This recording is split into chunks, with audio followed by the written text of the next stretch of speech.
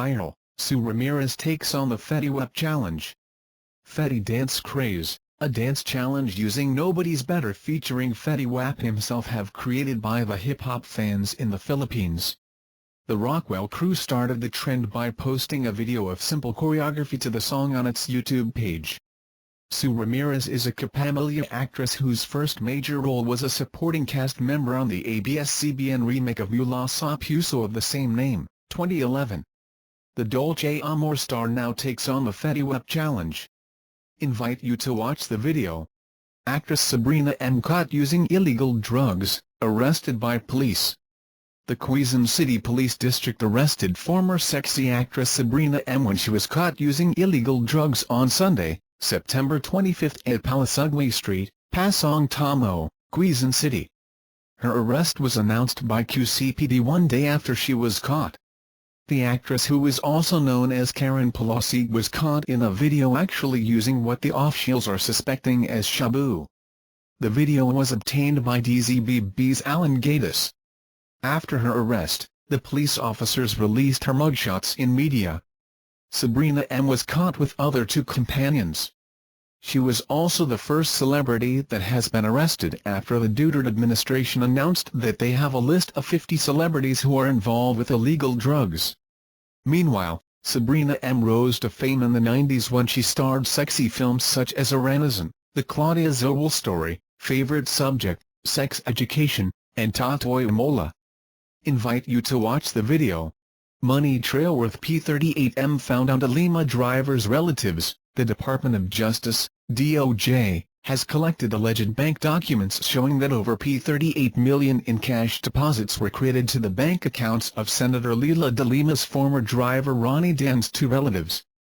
In an article by the Philippine Star, the information was brought out in DOJ's fact-finding investigation on the illegal drug operations in the New Bilibid prison where de Lima has alleged involvement.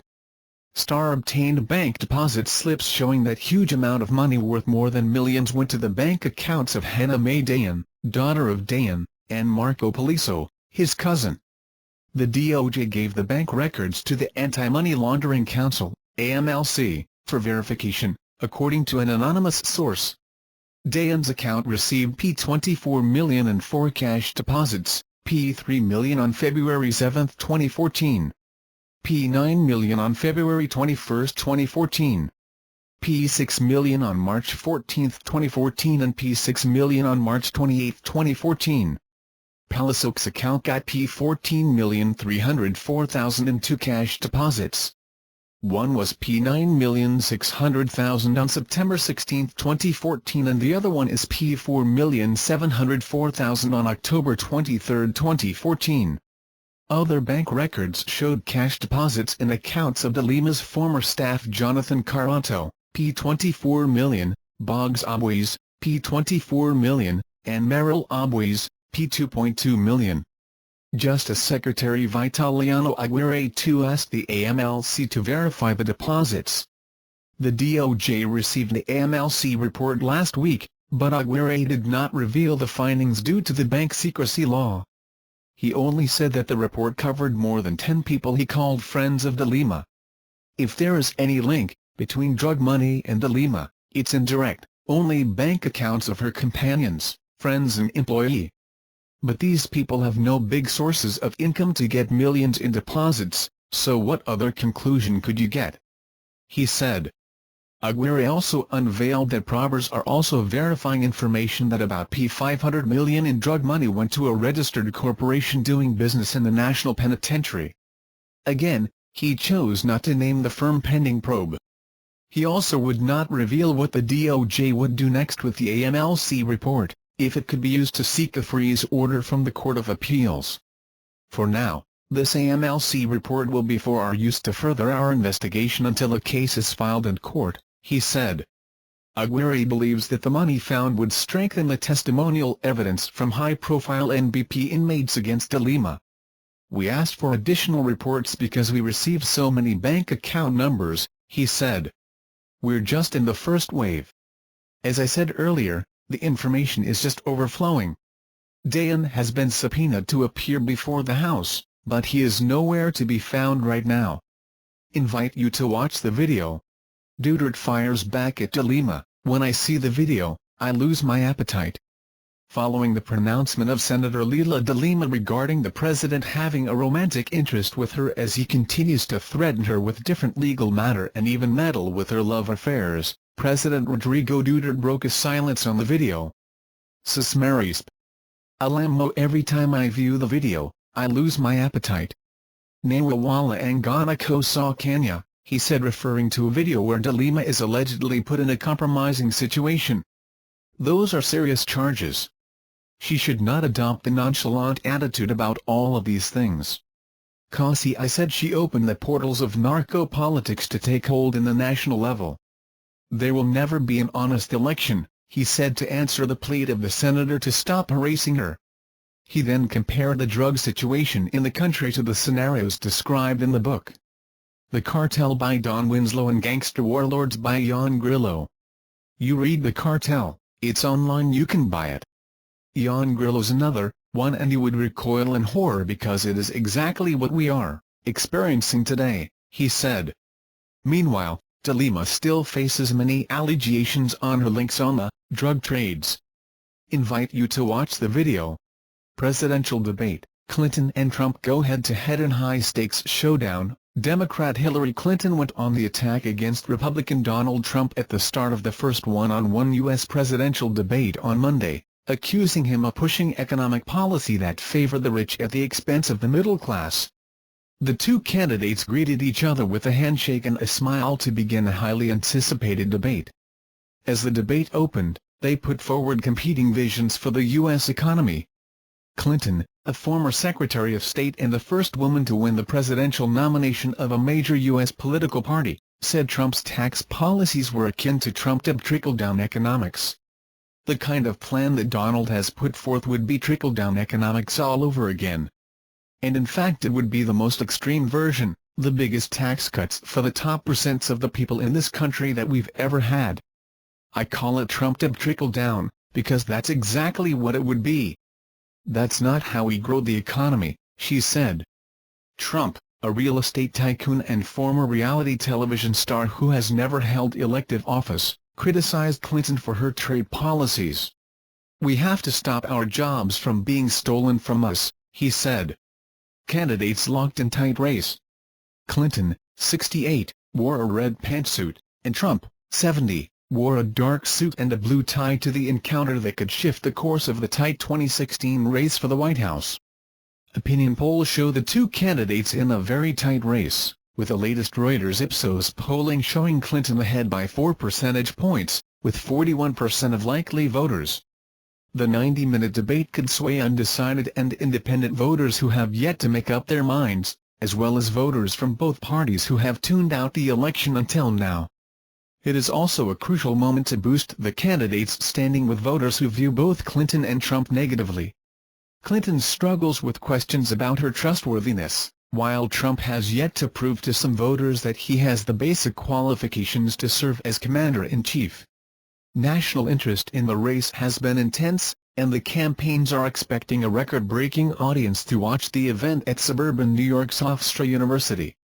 Calls to hold Trump to higher standard. Clinton aides spent the days leading up to the debate appealing for the media and voters to hold Trump to a higher standard than they believe he has faced for much of the campaign.